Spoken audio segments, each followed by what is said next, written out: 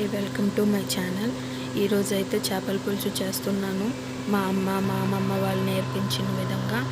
ముందుగా అయితే ఒక టమాటా, ఉల్లిపాయ, వెల్లుల్లి, అల్లం చిన్న ముక్క తీసుకొని గ్రైండ్ చేసుకోవాలి. ఒక చింతపండు, నిమ్మకాయ సైజ్ అంత చింతపండు నానేసుకోవాలి. ఆ గ్రైండ్ చేసిన ఇవన్నీ గ్రైండ్ చేశాను. అది ఒక కడాయి పెట్టుకొని అందులో 4 స్పూన్స్ ఆయిల్ వేసుకోవాలి. నేనైతే ఆయిల్ వేసుకుంటున్నాను. గ్రైండ్ చేశాను టమాటా, ఉల్లిపాయ, ఇంకా వెల్లుల్లి, అల్లం అది గ్రైండ్ చేసి పక్కన పెట్టాను. ఇందులో అయితే 4 స్పూన్స్ ఆయిల్ వేసుకున్నాను. ఆయిల్ వేసి కొంచెం హీట్ అయ్యాక ఆవాలు, కొంచెం జీలకర్ర, అలాగే కొంచెం మెంతులు వేసుకొని కొంచెం ఫ్రై చేసుకోవాలి. అలా ఫ్రై చేసుకున్నాక కొంచెం ఎండుమిర్చి, అలాగే పచ్చిమిర్చి వేసుకోవాలి. కరివేపాకు కూడా వేసుకున్నాను. ఆనియన్స్ వేసి కొంచెం ఫ్రై చేసుకోవాలి. ఫ్రై అయ్యాక ఇందాక పేస్ట్ చేసుకున్నాం కదా, గ్రైండ్ చేసాము, ఆ పేస్ట్ కూడా వేసుకోవాలి. వేసుకొని బాగా ఫ్రై చేయాలి. ఆయిల్ సపరేట్ అయినంత వరకు ఫ్రై చేసుకోవాలి.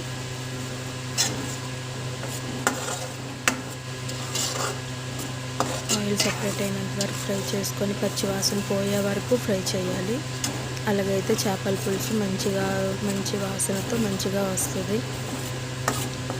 చూడండి, నేనైతే ఫ్రై చేసుకుంటున్నాను మంచిగా ఆయిల్ సపరేట్ అయిన వరకు.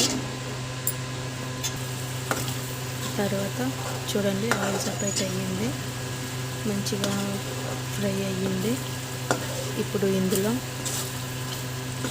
మనం సాల్ట్, అలాగే కారం ఒక 2 స్పూన్స్ వేసుకుంటున్నాను. కారం, పసుపు,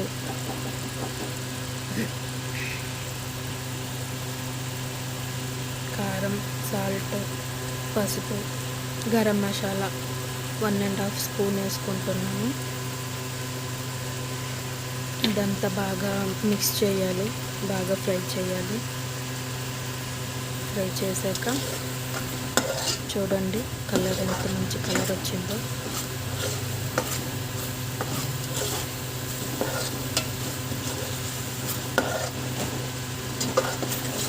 ఆ తర్వాత ఫ్రై అయ్యాక చింతపండు రసాన్ని వేసుకోవాలి. చింతపండు రసం పెట్టి నల్లగా ఉంది అనుకోగలరు, అది పాత చింతపండు అండి. పాత చింతపండు కాబట్టి బ్లాక్గా ఉంది. అలాగా కొంచెం కలిపాక మనం ఎంత కావాలంటే అంత వాటర్ వేసుకోవచ్చు. కొంచెం బెల్లం కూడా వేసుకోవచ్చు అండి, మన ఇష్టమే. బెండకాయలు కూడా వేసుకోవచ్చు. బెండకాయలు కూడా వేసుకున్నాను నేను. కొంచెం మరిగాక చేప ముక్కలు వేసుకోవాలండి. చేప ముక్కలు అయితే నేను ఒక్కొక్కటి వేసుకుంటున్నాను. అన్ని చేప ముక్కలు వేసుకొని నార్మల్గా ఒక్కసారి ఫస్ట్ ఫ్రై కలపాలండి. తర్వాత కలపకూడదు, చేప అనేది ఇరిగిపోతుంది. ఇరగకుండా ఫస్ట్ మనం మంచిగా కలుపుకోవాలి. ఆ తర్వాత కొంచెం మరిగాక ఇలా నెమ్మదిగా తిప్పుకోవాలండి కడాయిని. మరి గరిట పెట్టకూడదు, ఇరిగిపోద్ది చేప. అలాగే కొంచెం మంచి వాసన రావడానికి కొత్తిమీర కొంచెం వేసుకుంటున్నాను. చూడండి, మొత్తం అయిపోయింది చేపల పులుసు. వేడివేడిగా చేపల పులుసు రెడీ అయిపోయిందండి. ఇలాగా మీరు ఒకసారి ట్రై చేయండి. అయితే చేపల పులుసు రెడీ అయిపోయిందండి. అలాగే నా ఛానల్ని సబ్స్క్రైబ్ చేసుకోండి, కామెంట్ చేయండి, లైక్ చేయండి, షేర్ చేయండి, సపోర్ట్ చేయండి.